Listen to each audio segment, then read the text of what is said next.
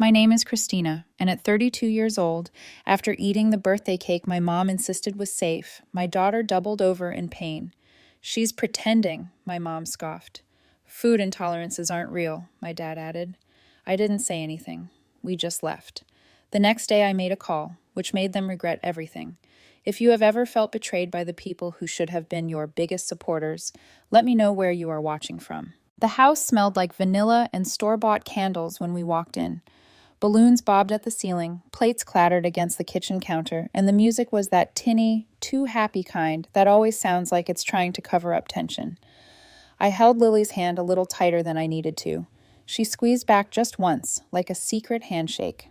The cake was already sitting on the table, frosted pink, neat little rosettes piped around the edges, a perfect 7 candle waiting in the center, like it had been set up for an Instagram photo shoot. Homemade, my mom said brightly, smoothing her apron and flashing a grin that didn't quite reach her eyes. I nodded and smiled, because that's what you're supposed to do. Because some wars aren't fought with words. They're fought with fake smiles and polite nods and paper plates. I didn't say anything about the cake at first, but when my mom cut the slices, I leaned in casually and asked, "It's gluten-free, right?" She laughed like I'd said something adorable. "Of course it is. I baked it myself." She said it so confidently, so indignantly, that for a second I felt embarrassed for even asking. Lily looked up at me, her eyes wide and trusting. I nodded. "It's your birthday, sweetheart, okay?" She took her slice and sat down carefully, adjusting the hem of her glittery pink dress, the one she picked herself that morning because she said it made her feel like a superstar princess. Her sparkly sneakers kicked a little under the table as she waited, patiently, for everyone else to get served. She practiced saying thank you under her breath. I heard her. "I wish I could tell you I had a bad feeling. I wish I could say my blood ran cold when I saw the frosting, or that time slowed down when the knife sank into the cake. But no. It felt normal because that's how it always goes. The worst betrayals don't come with thunderclaps and dramatic music. They come wrapped in tissue paper and tied with a bow." We sang. Lily blew out her candle in one soft puff. She closed her eyes so tight I could see her eyelashes tremble. She made a wish. I don't know what it was. Maybe something simple, maybe something about this year being better than the last. She smiled when she took her first bite, a real smile, not polite, not forced, a happy, relieved little smile, like maybe, just maybe, the day was going to be okay. 20 minutes later, she tugged on my sleeve and whispered that she needed the bathroom. Her face was pale, her little hands were shaking. I helped her down the hall, past the laughter, past the smell of lasagna and wax candles melting into frosting. She tried to walk on her own, but halfway there she just stopped, pressed a hand to her stomach, and looked up at me with wide, glassy eyes. If you don't know much about gluten intolerance, let me explain real quick. Lily doesn't have celiac disease. She's not going to die from a single crumb of bread, but she does have what's called non-celiac gluten sensitivity, and it's real. Real enough that one bite of the wrong thing means hours, sometimes days, of agony.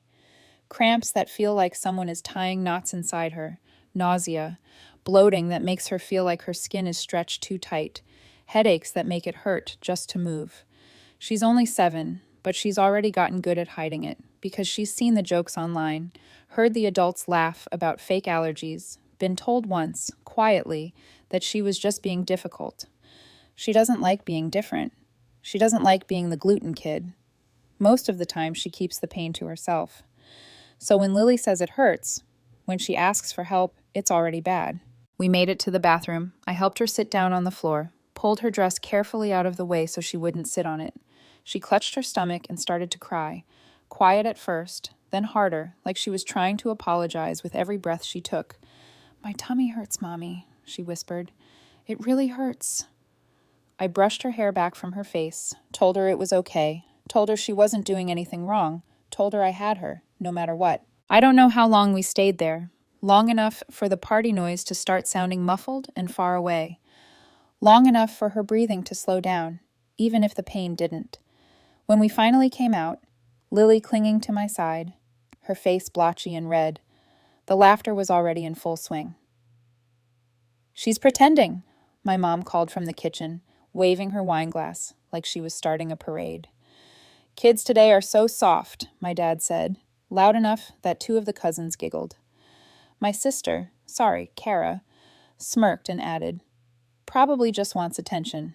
It's her birthday, after all. Lily flinched so hard I felt it through my own bones. I tucked her tighter against me. I didn't say anything, not yet, because that was when I saw it. The trash can by the counter. The lid was half open, just enough for me to see the crumpled edge of a bakery box peeking out. Not a homemade cake, not even close. I moved closer. No one noticed. They were too busy laughing, filling plates, tossing napkins. The box was from a local store, one I knew didn't carry gluten-free cakes unless you special ordered weeks in advance, and even then they labeled it big gold sticker, gluten-free. This box? No sticker, no label. Just the regular, standard bakery cake, loaded with flour. I felt it then. Not rage, not yet. Something colder, something heavier. I pulled out my phone, snapped a photo of the box, snapped a photo of the cake half-eaten on the table, snapped a photo of the stupid sign Mom had taped to the counter that said, "Homemade with love." Wasn't love. It was betrayal, frosted in pink. I knelt down to Lily's level. She was trying so hard not to cry again, trying so hard not to ruin anything. "You did nothing wrong," I whispered. She nodded, a tiny, miserable movement. "We're going home, sweetheart," I said, louder now, clear enough for everyone to hear. My mom frowned. My dad opened his mouth like he might say something, but thought better of it. Kara rolled her eyes so hard I thought she might sprain something. We didn't wait for anyone to stop us. We didn't wait for apologies that wouldn't come. We walked out, me carrying the weight of my daughter's pain, my own fury tucked neatly under my ribs like a second spine. I wish I could tell you someone ran after us. I wish I could tell you someone called. But the truth? They laughed and went back to eating. And somewhere between the bathroom and the front door, I realized something. I wasn't going to let them laugh ever again. Not at Lily, not at me, not ever. You don't just wake up one day and realize your parents don't care about you. It creeps in like water under a door, small enough at first that you think it's your imagination. Maybe they were tired. Maybe you were dramatic. Maybe if you just tried harder, you'd be easier to love. I grew up thinking that way, 1,000 little cuts, each one small enough to explain away, until the day you realize you're bleeding out. I used to get these migraines when I was Lily's age. Bad ones, the kind that made the world tilt sideways and the lights burn behind my eyes. I'd curl up on the couch with a cold cloth over my forehead, try not to breathe too loud. My mom would roll her eyes, sigh heavily, and say things like, "Another one? Must be nice to take a vacation every time you have a little headache." My dad called it playing sick, said I needed to toughen up, said I was too sensitive, like it was a failing, like it was a stain I couldn't wash off. The worst part? Sometimes I believed them. By the time I was a teenager, I stopped telling them when something hurt. Twisted ankles, stomach cramps. I'd ice it in my room and limp in silence because what was the point? Pain was weakness. Weakness was embarrassing. You learn early what your family values. In ours, it wasn't kindness. It was endurance. Pretend you're fine, no matter what it costs you. When Lily was diagnosed with gluten intolerance last year, I promised myself I wouldn't do that to her. I promised myself I'd listen, believe her when she said she hurt, make space for her pain, even if it made things harder, even if it made things awkward, especially then. And for the most part, I kept that promise. But it's funny how old habits die harder when you're standing in the middle of the battlefield you grew up on. It's funny how easy it is to believe the lie that maybe this time would be different. Maybe they changed. Maybe they would show up for her in a way they never showed up for me. They hadn't changed. I just got better at lying to myself. They hadn't changed. I just got better at lying to myself. I saw it in the little things leading up to the party. The way my mom huffed when I sent a reminder about Lily's diet. The way my sister Kara rolled her eyes when I mentioned bringing safe snacks. The way Dad muttered under his breath about everyone being allergic to everything these days. The way they joked last Christmas about surprise gluten bombs when they served appetizers.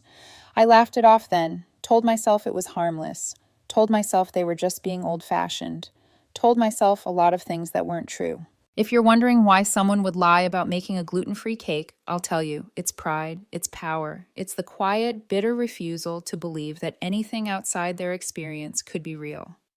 They didn't just doubt Lily's pain. They hated the idea that her needs demanded anything of them at all. Even something as small as switching flour, especially something that small, because small things don't cost much, which means if you refuse to do them, it's not because you can't. It's because you won't. I'm not saying they woke up that morning and thought, let's hurt Lily today. It's worse than that. They didn't think about her at all. After we left the party, I sat with Lily in her room. She was curled up in bed, knees tucked under her chin, her sparkly sneakers abandoned in the hallway like they couldn't bear to witness the rest of the day.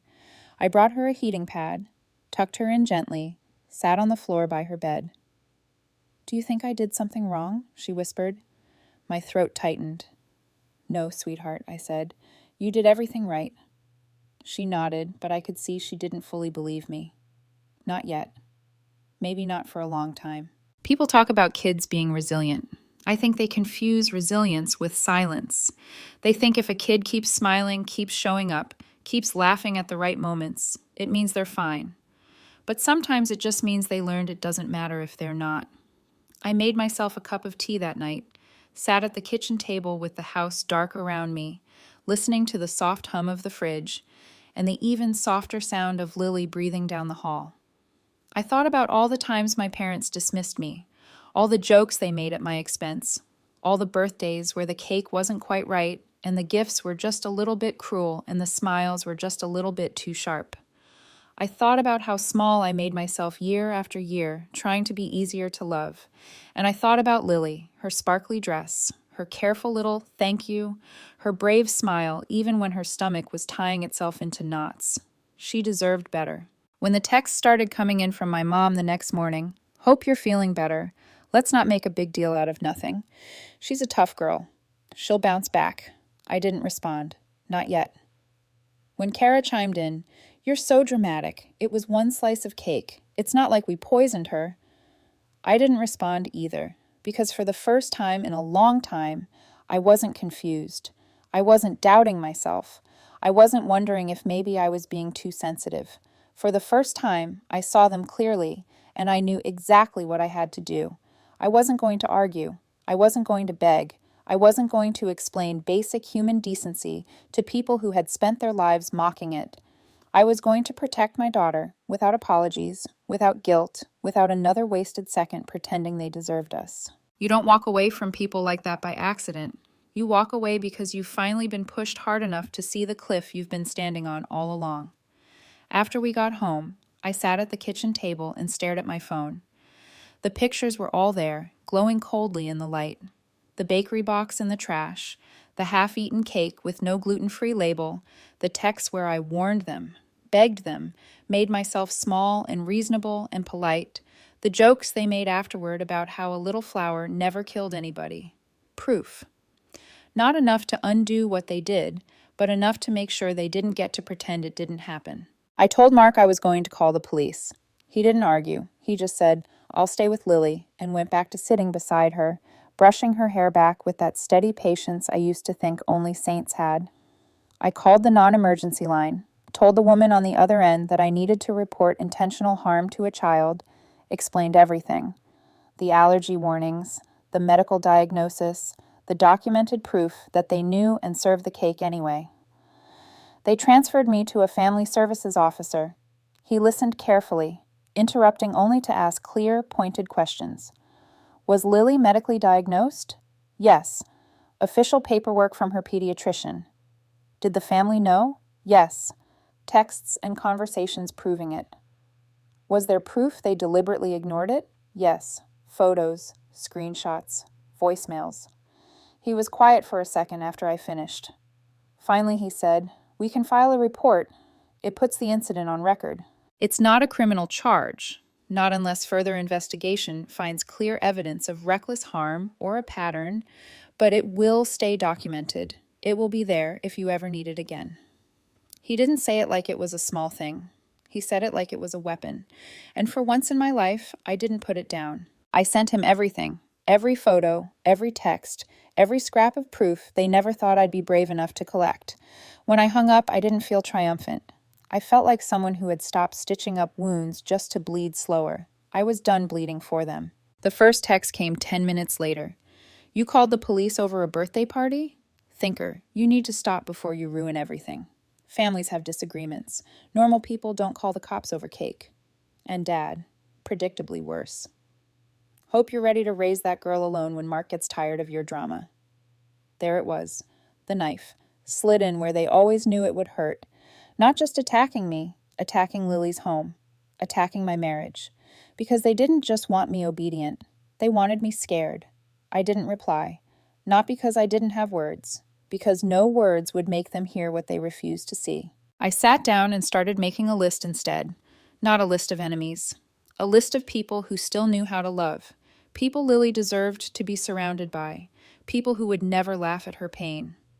The second birthday party wasn't going to be fancy. It wasn't going to have matching balloon arches or Instagram-perfect dessert tables. It was going to have something better. It was going to have safety. I texted Mia first, Lily's godmother, and within minutes she was sending screenshots of picnic shelters available for rent. I texted Lily's teacher next, who'd once sat with her during lunch when a substitute brought the wrong snack and Lily got sick. I texted 3 of Lily's friends' parents, the ones who always double-checked labels without being asked. Within an hour, we had a guest list, a plan, a bakery order placed for gluten-free cupcakes, custom frosted with little silver stars. No one from my family was invited. Not one. And I didn't feel guilty, not even for a second. Because you don't invite people who light matches just to watch you scramble to put out the fire. That evening, the phone rang again. I let it go to voicemail. Her voice was tight, furious, but coated in fake sweetness.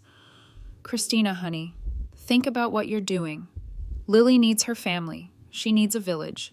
Don't let your pride ruin her chance to grow up surrounded by people who love her. I sat there listening to the words, fizz like acid in the air. They had called mocking a sick child love. They had called lying to her love. Love isn't pretending someone's pain isn't real. Love isn't laughing when someone you're supposed to protect is curled up crying on a bathroom floor. Love isn't a performance, it's a promise. I thought about calling her back, not to argue, just to say very calmly, if you loved her, you wouldn't have poisoned her to prove a point. But then I realized something better. They didn't deserve even that much energy. I blocked the number instead. Blocked Kara. Blocked Dad. I wasn't going to explain basic decency to grown adults anymore. I wasn't going to write essays begging for basic humanity. They knew. They just didn't care. The next morning, the police officer emailed me the confirmation that the report had been filed. No criminal charges, not yet, but it was there, documented, little, undeniable. I printed it out, put it in a folder, tucked it into the lockbox where we kept birth certificates and immunization records, and Lily's first hospital bracelet. Proof that we mattered. Proof that someone had listened. Proof that this time, the damage they did wouldn't just vanish like it never happened. At dinner, Lily was still quiet. Mark made spaghetti, gluten-free pasta, her favorite, and we ate in the soft clink of forks and the low murmur of the dishwasher running afterward. Lily climbed into my lap and pressed her cheek to my chest. "Is it bad to want a different family?" she asked. I kissed the top of her head. "No, sweetheart," I said. "It's brave." We finalized the plans for her second birthday that night. No speeches, no big surprises, just cupcakes, bubbles, a park full of laughter that didn't come with sharp edges, and Lily shining, fierce, free, exactly the way she deserved to be. You think the worst part is the moment you realize your family would rather hurt your child than admit they were wrong. But it's not. The worst part is what happens after, when they try to twist it, rewrite it, claw their way back into your life like they're entitled to it. The betrayal was sharp, but the aftermath, it was slow, rotten. It started with silence, a few days of it. No calls, no texts, just enough time for me to almost let my guard down. Then came the email from Kara. Subject line, "For Lily's sake. I've forgiven your overreaction. I think it's time we all move on. Let's put this behind us. Lily deserves her family." Forgiven, like she hadn't been the one who laughed while my daughter sobbed on a bathroom floor. Like I was the one who needed to apologize. I didn't respond. Not because I didn't have words, because I'd already said everything that needed to be said the day I filed that report. Then Mom sent flowers. A huge bouquet, pink lilies and white roses, A card that said, "We love you both." Let's not let one misunderstanding erase a lifetime of love. I stared at the flowers for a long time before tossing them straight in the trash. Because here's the thing about a lifetime of love. If it was real, it wouldn't take one cake to destroy it.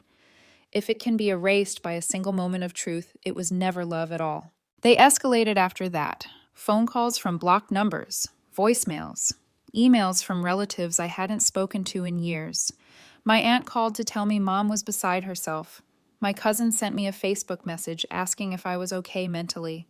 Kara posted something vague, but pointed online about people who turn kids against family for attention. They couldn't control me, so they tried to control the story. And then they crossed the line. It was a Tuesday. Lily's school called me around 2:30, an hour before pickup. The front office secretary was calm, but I could hear the tension behind her words. "Hi, Mrs. Palmer. I just wanted to check. Did you send Lily's grandparents to pick her up today? They're here and said they had your permission." My heart stopped. "No," I said, standing up so fast I knocked my chair over. "Absolutely not. Do not release her to them." The woman was already ahead of me. "We've kept her in the classroom. They haven't seen her yet. But we'll be documenting this, and I recommend contacting the authorities." I was already dialing the police. Let me be clear. They didn't just cross a boundary. They violated it. They showed up at her school, tried to take her, tried to bypass me like they still had any claim over her, any trust, any rights. When the officer arrived at the school, I was already there. Mark, too. He'd left work the second I called. Lily was safe, shaken, but safe. She hadn't seen them, and thank God for that. The officer took our statements, contacted the school to confirm the timeline, told me calmly, professionally, that this would now escalate to a formal no-contact order being placed on file. Not just a report, an official civil protection filing. Not jail, not handcuffs, but a line they couldn't cross again without consequences. And for once, they'd have to live with someone else drawing the boundaries. They tried again 2 days later, this time dropping off a box of toys and old family photos on our porch. Lily found it, opened in the lid, and stared at a picture of herself as a toddler sitting in my mom's lap. She asked, "Do I have to love them if I don't feel like it anymore?" I sat beside her and said, "No, baby." She nodded and closed the box, didn't ask again. The second birthday party came that weekend. The weather was cool and bright. The park was full of kids running through the grass, giggling over cupcakes, waving bubble wands that caught the light like floating stars. Lily wore her sparkly dress again. The same one, the one from that party, but this time she wore it without flinching. She danced. She laughed. She didn't clutch her stomach or try to hide when someone offered her food, because everything had been carefully checked twice and made with love, not ego. She was safe, fully, finally. A few other parents asked quietly later if everything was okay. They'd heard rumors, nothing concrete. Someone's mom had mentioned a family fallout. Someone else heard I'd called the police on my own mother. I didn't explain, didn't defend, just said, we had to do what was best for Lily, and they nodded. Because the people who matter, they get it. The last escalation came in the form of a letter. Typed, mailed, no return address, but I recognized my dad's phrasing. You made this choice. We won't forget it. We hope Lily grows up to realize who really loved her. Families are forever. You can't change that. I didn't respond. I didn't cry. I didn't even keep the letter. I shredded it, made tea, and watched my daughter build a pillow fort in the living room with her dad. And I realized something simple. Families aren't forever. Not the kind you're born into, only the kind you choose. The next morning, I put in a formal request with the school and daycare. No pickups allowed except for me and Mark. No exceptions. No changes without in-person confirmation and ID. I updated emergency contacts, tightened every lock, not because I was afraid, but because I was done letting people slip through the cracks of my kindness. They can keep their version of the story. They can paint me as ungrateful, dramatic, vindictive. But the truth? I gave them every chance, and they threw it away, one bite of cake at a time, one insult, one laugh, one deliberate betrayal. I didn't burn the bridge. They buried it under every time they told me pain wasn't real. Now they can live on the other side of it. Maybe you think I overreacted. Maybe you think I should have let it go. That it was just a cake, just one bad moment, just a misunderstanding. Maybe you're right. Or maybe you've never had to look your child in the eye and explain why the people who say they love her keep hurting her. I didn't go into this hoping for drama. I didn't want to cut ties or file reports or change school policies. But when someone shows you over and over that their pride matters more than your child's safety, at some point you stop hoping they'll change. You change instead. You protect your kid, even if it costs you the last shred of family you thought you had. But I want to hear from you. Do you think I went too far? Would you have handled it differently? Let me know in the comments, and if you enjoyed the story, subscribe for more.